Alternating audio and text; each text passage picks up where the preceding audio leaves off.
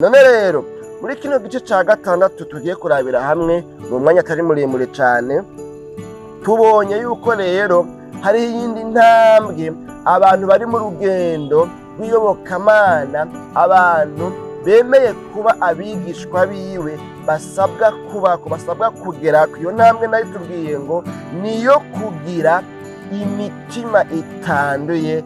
Imana yacu nidutabara. Aha rero ni nk'aho Yesu yavuga ngo mwebwe mwese mwashengeruriye inkikuje, na mwebwe bigishwa banje 12 natoranije, ndababwira yuko hahirwa abafise imitima itanduye muri buno bwami bw'Imana, muri buno bwami bwo kuja mw'ijuru. Birasabwa yuko ugira umutima utanduye kugira ngo bikunde ubone kuba umuhirwe mu bwami bwo mw'ijuru, azobona Imana, kuzobona Imana, kuzobana n'Imana imbona nkubone hafi na hafi mu bwami bwo mw'ijuru. Birasaba iki kintu cyo kugira umutima utanduye. Imana yacu nidutabare. Kubera iki? Kuko iyi Imana nyine ubu bwami ni Imana itanduye, ni Imana yejejwe, ni Imana yera. Yabahamagaye ni yera kandi nayo iragomba ko mubabera. Imana yacu nidutabare. Intambwe rero nayo itwereka ukuntu uyu muhirwe mu bwami bwo mw'ijuru agera ku rugero rwo kuronka canke se rwo kubaho afise umutima utanduye muri we. Imana yacu nidutabare. Ibi bintu bitwereka yuko mwiyobokamana mu rugendo ruja mw'ijuru umuntu arakizwa, agahinduka, akezwa, agatungana, agakurwamo kameremere y'umubiri, kameremere y'ubunyabyaha, ibyaha bikaneshwa bigakurwa muri we. Akagera igihe avuga nka wa muririmbyi ngo ivy'isi cette fois-ci vyamvuye mu mutima kubw'amaraso, kubw'imbabazi, nta gakacira, nta kintu na kimwe numva gifise ijambo muri jewe. Imana yacu nidutabare. Kandi rero haca hagera igihe rero uyu muntu n'ibyo yahora agenderamwo adasubira kubigenderamwo. Umuntu rero amaze kubabarirwa ibyaha byiwe, hanyuma akaba amaze no kuronka ubushobozi bw'ubumana buba muri we, caractère divin, caractère y'Imana iba muri we, umutima w'ubunyabyaha ugakurwa muri we, agahabwa, agaterwamwo umutima w'Imana wo guhinduka. Uyu muntu rero ngo haragera igihe amentena sentete. Imana yacu nidutabare. Haragera igihe uyu muntu agumana ukwera, agumana ukwezwa. Haragera igihe uyu muntu agumana ukugororoka. Kubera iki?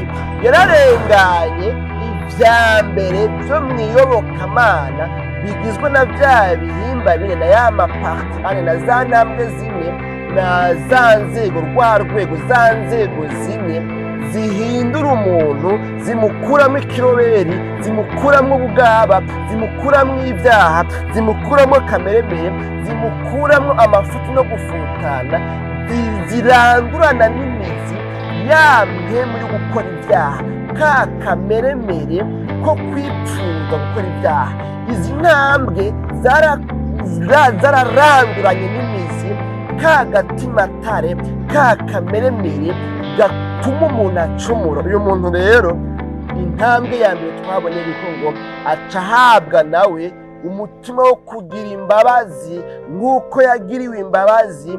Atahura yuko akwiye kugirira imbabazi abamucumurako, abamugirira nabi, abamukorera amakosa n'amafuti, abamuhombya, abamutwara ibyiwe. Agira umutima wo kugira imbabazi. Hanyuma ubu bwa kabiri naho tubonye ngo uyu muntu amaze kuba ibyo mu isi aparvena kukwidetasha nabyo, amaze kugira ubu unovuga ngo ubuno burenganzira bumubashisha kubabarira ibyo mu isi. Ibyo mu isi ntibimubwire ko impact, ntibimukomeretse, ntibimutsitaze. Niyo bigombye kumukwega ngo bimusubize mu by'isi, agaparvena kurekura, agaparvena guharira, agaparvena kuvuga ngo mwebwe ntimuzi ico mukora, ibyo munkoreye mubikoze nk'abantu batazi ico bakora, ndabababariye, mwumva amahoro, Imana yacu nidutabare. Uyu muntu rero ngo atagirane, haca hagera igihe rero mu Mana yibereye, mu gakiza yagiyemo, muri ino sisiteme imushikana ku kuba umuhigwe mu bwami bwo mu ijuru. Uyu muntu ngo aca ashishikara rero noneho ngo agashika ku ntambwe yo kuronka ubushobozi bumubashisha kubaho afise umutima utanduye. Uyu muntu ngo aca aronka, aba ageze ku rugero rwo kuronka umutima utanduye, aba ageze ku rugero rwo kubaho abana n'umutima utanduye muri we. Imana yacu nihimbazwe. Bene data bakunzi ba kino kiganiro, igitondo gishasha cyacu cy'uno munsi, nagomba ngo ibi bintu muvyumve neza. Ntibisigura ngo uyu muntu aba yagiye mu ijuru, ntibisigura ngo uyu muntu aba yavuye mu isi irimo ibyaha. Uyu muntu ntibisigura ngo aba asigaye abana n'abagororotsi gusa, batamucumurako, batamugirira nabi, ekaye habanamba. Ariko uyu muntu ukuntu yagiye arahinduka, ukuntu yagiye aratera intambwe mu iyobokamana, ukuntu yagiye arakugwamwo kameremere, ikunda ibi, ikora ibi, bimeze uko bimeze uko bimeze uko, ukuntu yagize umutwaro. Muri ca kiganiro ca kane twabonye ngo hahirwa abafise inzara n'inyota byo kugororoka, ukuntu yagize umutwaro wo gusenga Imana, wo kwambaza Imana, wo kuyinginga, akayibwira ngo Mana ndakwinginze umwe umutima utanduye, ndakwinginze ngo umpindure, ndakwinginze ngo ume kugororoka. Uko ukuntu yasenze sinzi ngo byamutwaye umwanya ungana iki.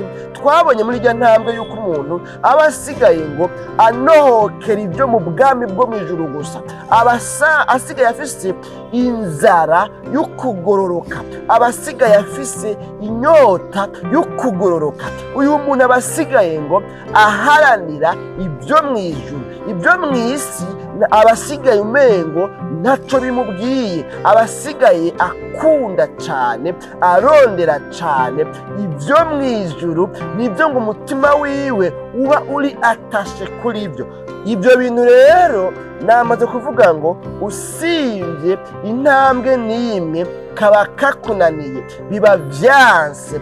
Imana yacu nidutabare. Rero uyu muntu kubera ko atasiye iyi ntambwe imushoboje noneho rero kuronka ryatunga ryo mu bwami bw'Imana, kubera yuko yamaze kwidetasha, yamaze kwitandukanya n'ibyo mu isi, yifatanije akaramata n'ibyo mu ijuru. Kubw'iyo mpamvu rero uyu muntu tubonye ngo ibi biganiro bine vya nyuma bitwereka ingene uyu muntu rero atagitera intambwe ava mu byaha, ahubwo ariko atera intambwe asatira itunga ryo mu bwami bw'Imana. Ubageze igihe ariko araba enrichi, ariko aragirwa umutunzi mu bwami bwo mu ijoro, kuko yabayeho igihe kitari gito atunga iby'isi, aharanira iby'isi, arondera iby'isi.